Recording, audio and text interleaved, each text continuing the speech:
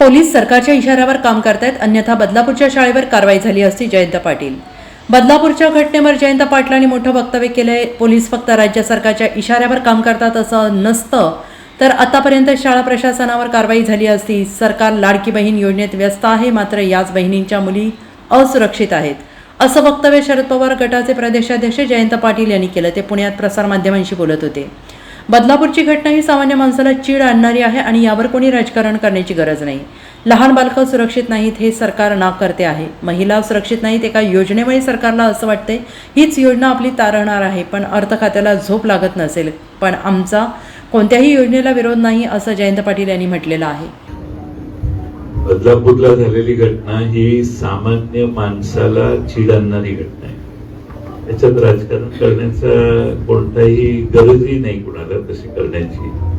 आणि या सरकारला एका योजनेभोवती सरकार फिरतंय, बाकी महाराष्ट्रात कोणता विषय शिल्लक राहिलेला नाही असं समजून सरकार काम करतंय. आणि महाराष्ट्रात आमच्या भगिनी असुरक्षित आहेत.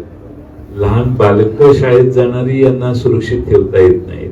एवढं नाकर्तेपणाचं लक्षण महाराष्ट्रात यापूर्वी कुठल्या सरकारमध्ये आम्ही पाहिलं नाही. कोणत्याही परिस्थितीत सरकार पूर्ण अपयशी ठरलेलं आहे. आमच्या महाराष्ट्रातल्या भगिनींना देखील आता बाहेर घराच्या पडताना सुरक्षित नाही याची भावना तयार झाली आहे. आपण शाळेला आपली मुलगी पाठवली तर ती मुलगी सुरक्षित घरी येईल का, अशी समस्या महाराष्ट्रात तयार झालेली आहे. आणि दिवसेंदिवस हे महिलांचे आणि मुलींच्यावरचे अत्याचार वाढायला लागले. आणि सरकार दुसऱ्याच कामात करत आहे.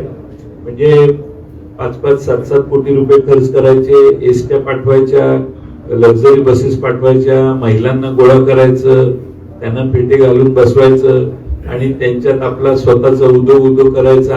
आणि त्या महिला आज सुरक्षित नाहीये, त्यांच्यासाठी काहीतरी करा.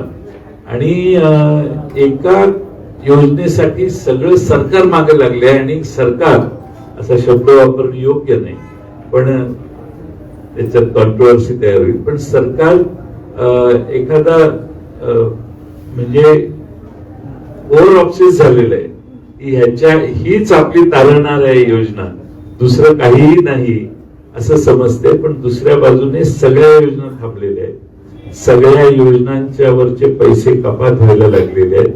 अर्थ खात्याला रात्रभर झोप लागत नसेल की आता उद्याचा दिवस कसा काढायचा, अशी विचित्र अवस्था महाराष्ट्रातल्या व्यवस्थेत यांनी निर्माण केलेली आहे.